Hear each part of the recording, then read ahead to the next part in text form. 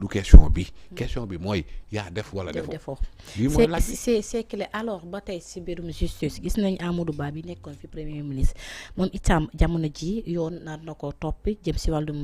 141 milliards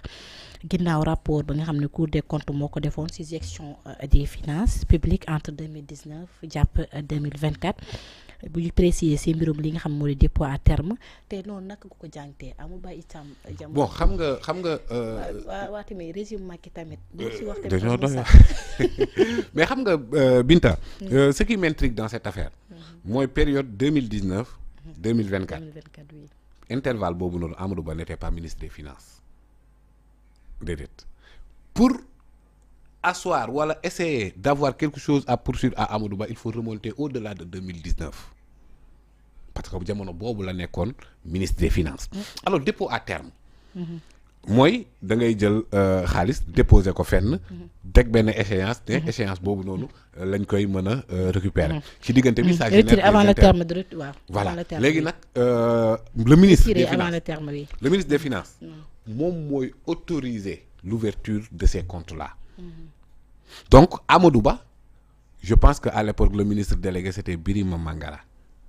moom la délégué woon sa signature donc kon. moom mooy pourtant ñoo ngi wax moment boobu nekkul ministre de l'économie et des finances. yaa ngi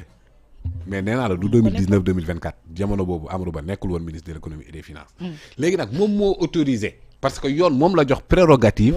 d'autoriser l'ouverture du compte. léegi nag kan mooy am la gestion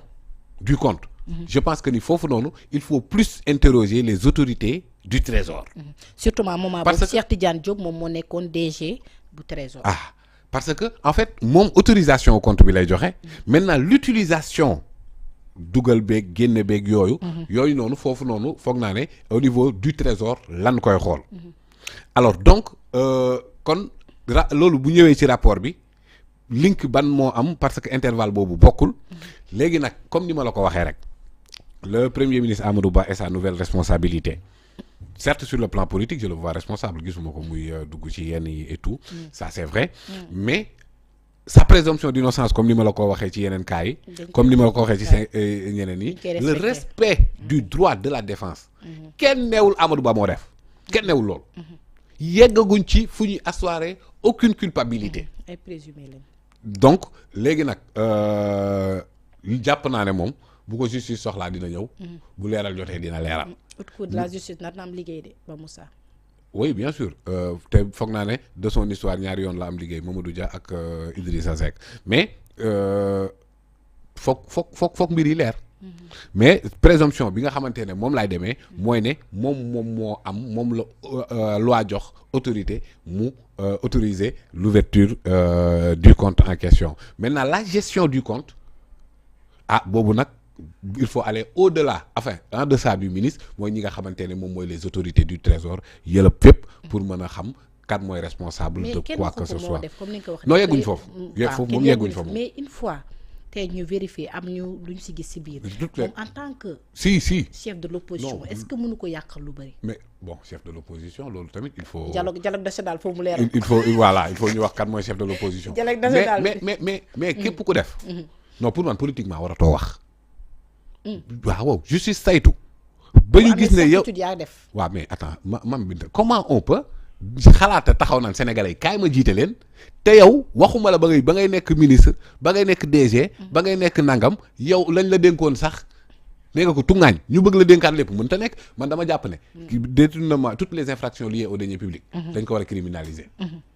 première chose deuxième chose mooy képp ku ñu ci daan bépp fonction boo xamante ne dañ fay gérer alal war a toog ko laal dañ lay interdire toute fonction boo xamante ne da ngay dépositaire de l'argent public loolu laa gëm parce que pour man crime la maa ngi lay wax léegi ay dëkk yu amul ndox maa ngi lay wax dëkk yoo xamante ne amul fu ñu fajoo foo xamante ne amul fu ñu jàngee képp ku amul fu mu fajoo bakkanam loru ci yow mi jël li nga xamante ne mënoon na koo tabax nga ne ko tungaañ yaa ko rey criminel nga loolu moom je pense qu'on doit être intraitable et que sénégalais yi ñoom ñoo d'accord ci loolu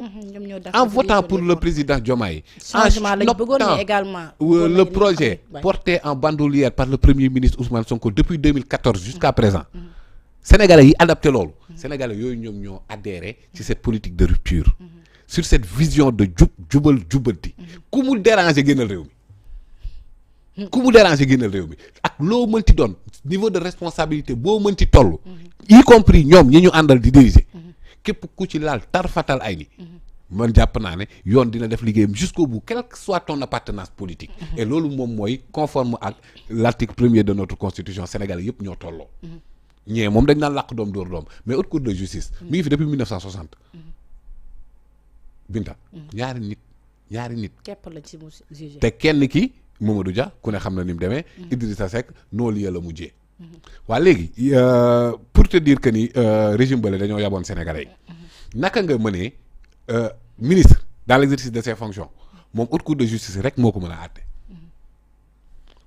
teg nañ fi assemblée ba dissoudre assemblée bi ñoom teguñu haute cour de justice ça veut dire quoi ça veut dire que attukaay bu mën a àtte ministre dans l'exercice de ses fonctions amul ci réew mi donc un ministre dans l'exercice de ses fonctions sous Macky Sall mënu nga def lu la neex fu lay àtte sax amu fa loolu xanaa loolu rek war na doy haute trahison parce que il a juré. Mais haute trahison quand même. Mais il a juré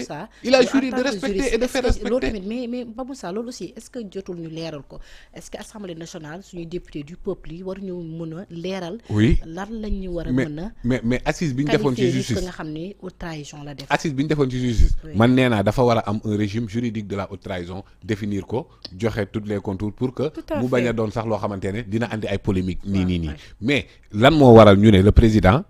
est passible devant la haute cour de justice qu'en cas de haute trahison ça veut dire que ni comme que texte boobu am na rek mooy ne loolu am mën naa am haute trahison man pour man la définition simple parce que si la définition n'est pas légale on peut chercher une définition jurisprudentielle on peut avoir une définition doctrinale serment bi nga waat de respecter et de faire respecter la loi boo ko jalgatee tu as trahi ci loolu ba tey bu ñu taxawee ci mbirum Tabaski Ngom gis nañu daal dina janook ak juge